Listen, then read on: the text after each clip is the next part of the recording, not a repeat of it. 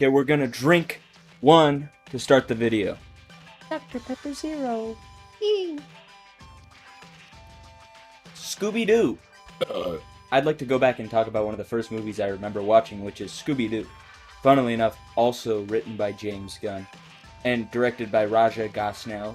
Raja Gosnell. This movie shaped a lot of my childhood. I love spooky, weird junk, so I think a lot of that stems from this movie. And I think a big part of my personality comes from this realm of films. So I think it's important that we take a little step back and look at it. Because I think there's actually some deeper meaning here that we never really dug up. Between the fart jokes and the strange CGI dogs, there's this underlying dramatic tone that carries throughout of characters not quite understanding who they are. Seeing as stereotypes tend to fill our daily lives and can mold who we are as people, it's interesting to take a look at why these form and how to break away from them. In this film, we're introduced to our main crew, Scooby and the gang. I don't even have to say their names, that's how well everybody seems to know them. But seemingly throughout their stories, for so long, they've been somewhat static as characters. They break away from this in certain shows like Mystery Incorporated and Velma, to a horrible effect. By the way, I should add, Velma sucks, it's ass. And I think something that does this surprisingly well, in my opinion, is the Scooby-Doo movie. Each character, from the beginning, is clearly fed up with who they are as a person within the gang's dynamic. Fred seemingly has issues with his depth, feeling that he's far too shallow and lacks any interest beyond his looks. Velma feels that she doesn't get enough recognition for her acts saving the day most of the time, and Daphne feels that she is often the one getting saved when she knows she can do better.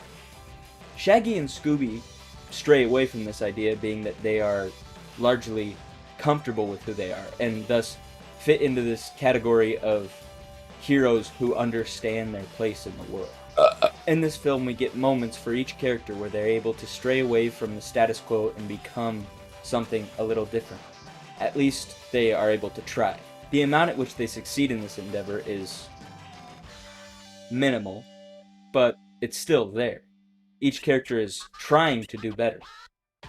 Fred makes little quips and jokes about how he's less shallow than people think he is, but he also struggles with his vanity, thinking himself to be very attractive and constantly mentioning it.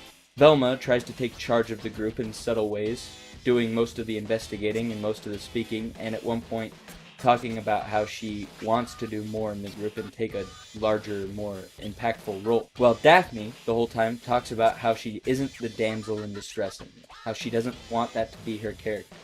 She wants to be somebody who can save other people. Shaggy and Scooby, however, seem to just do whatever they want. Shaggy seems to grow slightly in the fact that he is romantically interested in someone, but this doesn't really lead anywhere as it doesn't change him as a person. She likes him for who he is, and he likes himself for who he is.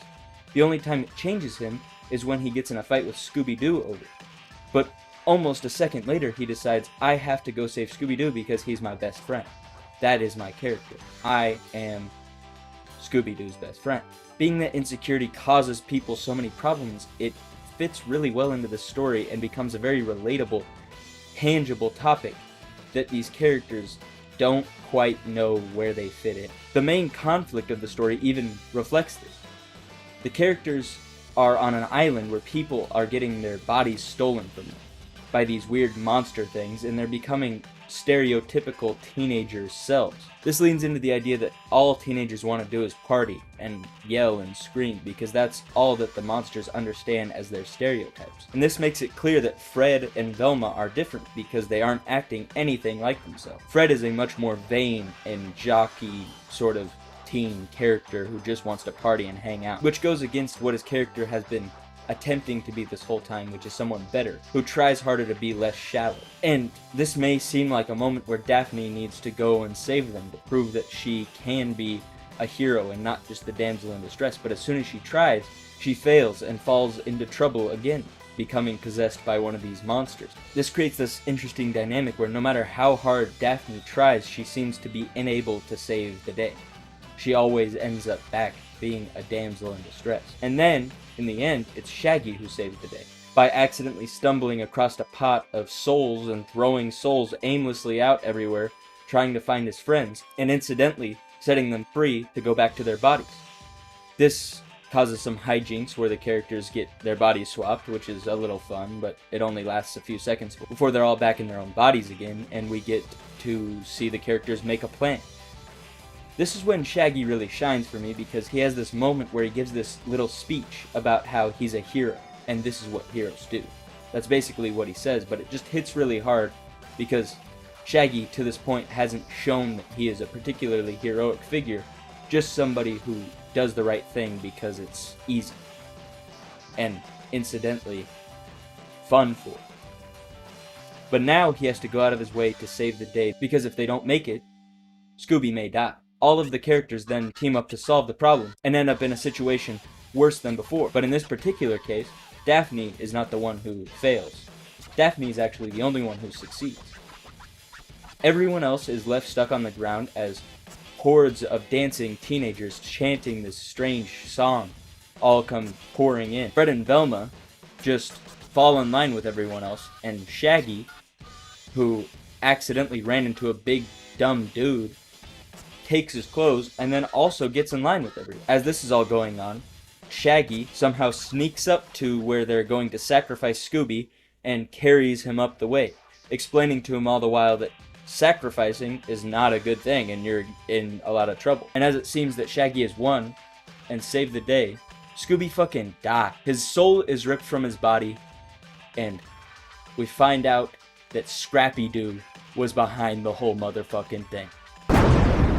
What the fuck? Scrappy-Doo? He was in like a shot just barely earlier. It's crazy. Crazy fucking twist. I mean, I didn't really see it coming, honestly. I wouldn't have if I hadn't seen the movie before, but I still didn't remember that happened, so it really threw me off when it happened.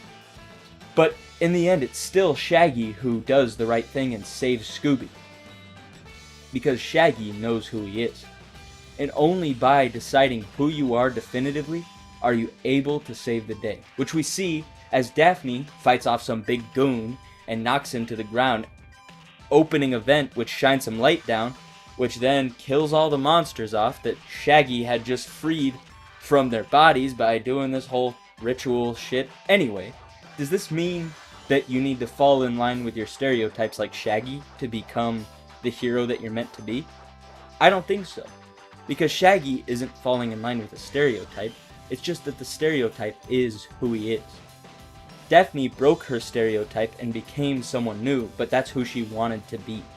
And in doing that, she saves the day as well. So it is through becoming who you're meant to be, or who you actually are, that you can save the day and be a hero. I think that's truly the message to take away from this movie, if anything. Even though you don't really get that entirely through this movie, because it is a kids movie that has some pretty raunchy jokes for a kids movie, by the way. It's a little absurd sometimes. I think this movie does a great job of explaining mature themes in a silly tone that can really extend to everybody. I also had a great time watching it. I don't think it's the greatest movie ever, obviously.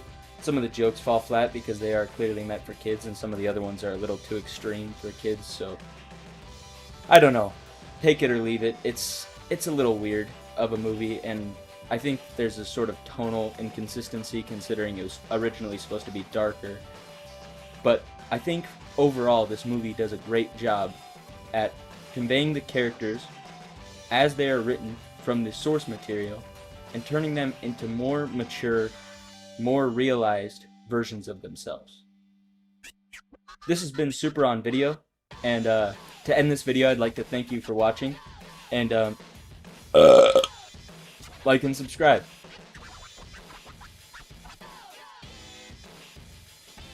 I am Scooby-Doo's best friend.